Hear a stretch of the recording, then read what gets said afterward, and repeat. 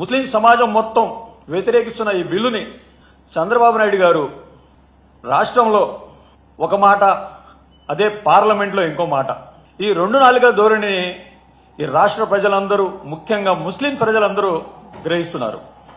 అదే వైఎస్ఆర్ కాంగ్రెస్ పార్టీ హయాంలో ఒక్క సవరణ బిల్లును వ్యతిరేకించడమే కాదు, ఈ బిల్లుపై ఏర్పాటైన జాయింట్ పార్లమెంట్ కమిటీ క్షేత్రస్థాయి పర్యటనకు వచ్చినప్పుడు హైదరాబాద్లో మా పార్టీ వాదాన్ని గట్టిగా వినిపించడం జరిగింది.